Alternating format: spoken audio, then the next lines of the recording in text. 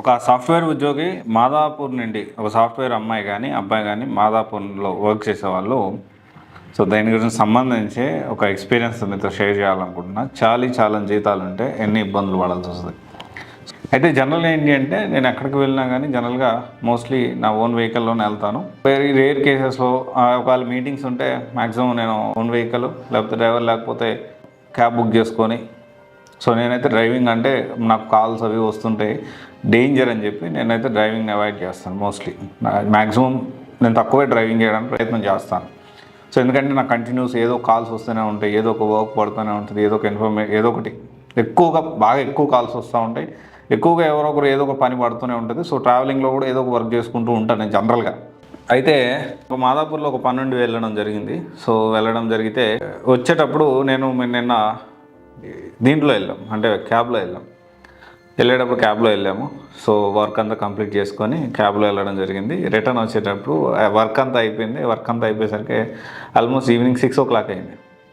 జనరల్గా మెట్రోలో నేను చాలా తక్కువ ట్రావెల్ చేస్తాను. తక్కువ అంటే హార్డ్లీ ఒక 1-2 times. ఇప్పుడు నిన్న వెళ్ళడం, అంటే ఈ వీడియో చేసే ముందు రోజు వెళ్ళడం సెకండ్ టైం నేను మెట్రోకి వెళ్ళడం.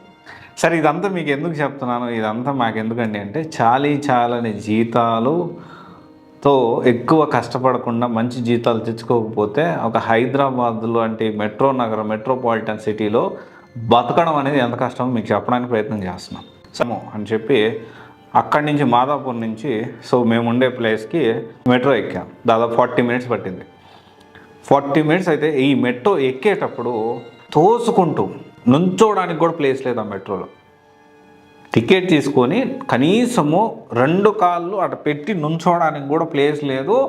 మెట్రోలో ఆ నుంచోవడం కోసం కూడా ఒక పెద్ద టాస్క్. సో అదొక టెక్నిక్, నాకు తెలియదు. అంటే నేను చాలా తక్కువ ఢిల్లీ మెట్రోలో చాలా ఎంత హెవీ రష్ అయితే ఉండదు. ఢిల్లీ మెట్రోలో ఓకే, అండ్ మేబీ రష్ ఉన్న టైంలో నేను పెద్దగా తిరగలేదేమో. బట్ ఇక్కడ మెట్రోలో నేను ఇది హార్డ్లీ సెకండ్ టైమో థర్డ్ టైం నాకు కరెక్ట్గా గుర్తులేదు, సెకండ్ టైం అనుకుంటున్నాను నేను. అంటే అక్కడి నుంచి మెట్రోలో నుంచోడానికి కూడా మనం కొట్లాడాలి. అక్కడి నుంచి ఆ నుంచోని అసలు ఒకరినొకరు అసలు ఎంత కంజెస్టెడ్ ఉంది, ఎంతమంది జనము. ఈ లోపల మళ్ళీ మెట్రో వాడు యాడ్ చేస్తాడు. ఇంకో పక్కేమో ఇంకొకరు పోవాలంటారు, వాళ్ళు దిగుతారు, అటు దోస్తారు ఇటు దోస్తారు. చాలా జీతాలు కానీ మనం కానీ అంటే ఎక్కువగా బాగా మనం వర్క్లో కష్టపడకపోతే ఎలా ఉంటుందో చెప్తున్నాం. ఒక 25,000 30,000 వచ్చే వ్యక్తి డెఫినెట్లీ ఇప్పుడున్న సిచ్యువేషన్లో ఒక 30,000 40,000 వచ్చే వ్యక్తి ఒక వర్క్ చేయాలి, హైదరాబాద్ కానీ బెంగళూరు వెళ్ళండి వర్క్ చేయాలి అంటే ఎంత కష్టమో తెలుసా. సో అంతమందిని అంత నుంచొని అక్కడి నుంచి వచ్చి ఆటోలు దొరుకుతలేవు, ఫోను ఛార్జింగ్ అయిపోయింది నాకు, ఆటోలు దొరుకుతలేవు, కార్లు దొరుకుతలేవు, బైక్ లేదు, బైక్ ఆప్షన్ లేదు. ఇక మనకి బుక్ చేసుకుందామంటే ఏది దొరుకుతలేదు. దిగింది మళ్ళీ ఒక ఆటో అని బతులు ఆడుకొని ఇంటికి వెళ్ళాను. అంటే ఇదంతా మీకు ఎందుకు చెప్తున్నానంటే నేను ఒక్కరోజు ట్రావెల్ చేశాను. నేను ప్రతిరోజు 1.5 సేపు పోను ఆఫీస్కి, 1.5 సేపు రావడం ఆఫీస్కి. ఎందుకని? సిటీలో ఉండాలంటే రెంట్ భయంకరంగా ఉంటాయి. మనకి ఇప్పుడు సిటీలో మాదాపూర్ హైటెక్ సిటీలో ఉండాలి అంటే 25,000 30,000 తక్కువ లేదు. 2 BHK 1 BHK అసలు దొరకవు. చాలా రేరెస్ట్ కేసెస్లో 1 BHK దొరకవు. 2 BHK మినిమం 30,000 32,000 యావరేజ్ ఉంది. వచ్చేదే 30,000-40,000. ఈ రెంట్కే 30,000 పోతే ఇంకేం తినేది? ఖర్చులేంది, పిల్లలు ఉంటే వాళ్ళ పరిస్థితి ఏంటి, ఫ్యామిలీ పరిస్థితి ఏంటి? సో అందుకనే 7,000-8,000 6,000 కొంచెం తక్కువ రెంట్ ఉన్నదాన్ని కొంచెం దూరంగా తీసుకుంటారు. ఈ దూరంగా తీసుకోవడం వల్ల డబ్బులు అయితే సేవ్ అవుతాయి, కానీ టైం ఉదయం 1.5 hour పోను, మళ్ళీ ఒక 2 hours. నిన్నైతే లిటరల్లీ 3 hours కూడా పడుతుంది మాదాపూర్ నుంచి ఇక్కడ రావడానికి. అంటే ఇక్కడ నేను అంతా ఎందుకు చెప్తున్నా అంటే నాకు ఒకటి అర్థమైంది. సో అంటే థ్యాంక్స్ చెప్పుకున్నా గాడ్కి, దేవుడికి దండం పెట్టుకొని.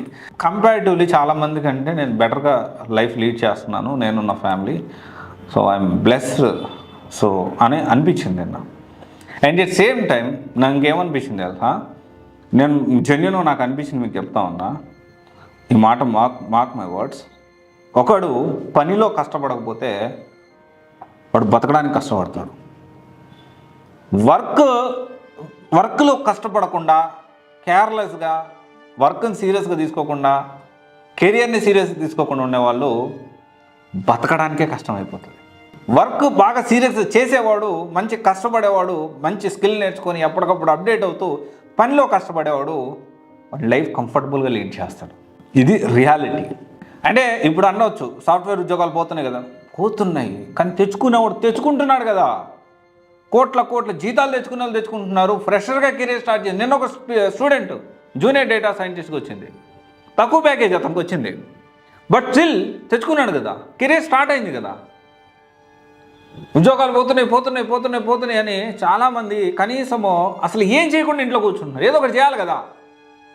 గుర్తుపెట్టుకోండి, మనము ఏదైతే కష్టపడకపోతే, పనిలో కష్టపడకపోతే బతకడానికే కష్టమైపోతుంది. నిజంగా చెప్తా ఉన్నా. మనం కానీ పనిలో కానీ కంఫర్టబుల్గా నేను నాకు ఇది చాలు, నేను ఎందుకంటే అవసరం లేదు, నేను ఇంకేం నేర్చుకోను, నేను అప్డేట్ గాను, నీతో పాటు నిన్ను నమ్ముకొచ్చిన వాళ్ళు, నీ ఫ్యామిలీ, నీ తల్లిదండ్రులు, నిన్ను ఇంతకాలం పెంచి పోషించిన కష్టపడి తినక నా పిల్లోడు ప్రయోజకుడు అవుతే నాకు సపోర్ట్గా నిలబడే తల్లిదండ్రులు, రేపు నీకు పెళ్ళై పిల్లలు పుడితే వాళ్ళ లైఫ్ కూడా నువ్వు ఖరాబ్ చేస్తున్నావు. గుర్తుపెట్టుకో. కష్టపడకపోతే, పనిలో కష్టపడకపోతే మీ ఎంటైర్ లైఫ్ని మొత్తం ఫ్యామిలీని, ఒక మిడిల్ క్లాస్ ఫ్యామిలీ, మీ మిడిల్ క్లాస్ పేద మధ్యతరగతి వర్గాల గురించి మాట్లాడుతున్నా, అప్పర్ మిడిల్ క్లాసు బాగా డబ్బున్న వాళ్ళ గురించి నేను మాట్లాడతలేదు. వాళ్ళు రూపాయి పుట్టిస్తుంది, సో వాళ్ళు డెఫినెట్లీ వాళ్ళ గురించి నేను మాట్లాడట్లేదు. నాలాగా పేద మధ్యతరగతి, నేను పేద అన్నాను కానీ మధ్యతరగతి అంటాను, మరీ కటికి పెదగలిగితే లేను కానీ మధ్యతరగతి మిడిల్ క్లాస్ నుంచే వచ్చాను నేను కూడా. ఆ మిడిల్ క్లాస్ పేదరికానికి ఎక్కువ, మిడిల్ క్లాస్కి తక్కువ, అలాంటి పరిస్థితి నుంచి వచ్చాను నేను కూడా. అంటే మీరు అందరూ అర్థం చేసుకోవాలి. పనిలో కష్టపడండి, స్కిల్స్కి అప్గ్రేడ్ చేసుకోండి. అరే ఒక్కరోజు ఒకవేళ అప్గ్రేడ్ చేసుకోలేదనుకోండి, రోజుకి 3-4 గంటలు ట్రాఫిక్లోనే సగం జీవితం తెల్లారుతుంది. నీకంటూ ఒక లైఫ్ అనేది ఉండదు. అదే కొంచెం మంచిగా స్కిల్స్ నేర్చుకొని మంచి ప్యాకేజెస్ నువ్వు తెచ్చుకున్నావు అనుకో, కంపెనీలో నీకు మంచి పొజిషన్ వచ్చి, లేకపోతే అదంతా కాదు నీకు ఇంకా వర్క్ చేస్తూ ఇంకా ఓన్ బిజినెస్ ఏదైనా పెట్టుకొని ఇంకా మంచి డబ్బులను సంపాదిస్తున్నావు అనుకో, మంచి లైఫ్ నీ దగ్గర ఉంటుంది. సో క్వాలిటీ ఆఫ్ లైఫ్ ఉంటుంది. సో ఇది అర్థం చేసుకోండి. అండ్ చాలామంది ఎవరైతే ఈ విధంగా కష్టపడుతూ ఉన్నారో వాళ్ళందరికీ హ్యాట్స్ ఆఫ్. మీరు అదే విధంగా అంత కష్టపడుతున్నప్పటికీ నేను ఇంకేమంటున్నానంటే, ఇంకా స్కిల్స్ మీద ఫోకస్ చేసి పనిలో కష్టపడండి. అప్పుడు బతకడానికి కష్టపడాల్సిన అవసరం ఉండదు. ఇదైతే 100%. So mark my words. So నేను నిన్న చూసినప్పుడు నాకు ఇంకొంచెం మోటివేషన్ వచ్చింది. ఇంకా గట్టిగా మనం పని చేయాలి, ఇంకా గట్టిగా నేను నా కెరియర్ని ముందుకు తీసుకెళ్ళాలి, ఇంకా నా టీంని పెంచుకోవాలి, నేను ఇంకా కష్టపడాలి, మన టీంలో ఉండే వాళ్ళు కూడా ఇంకా మంచిగా వాళ్ళ పొజిషన్కి రావాలి, మంచిగా వాళ్ళకు కూడా నేను శాలరీస్ ఇంకా పెంచగలగాలి నాకు అనిపించింది.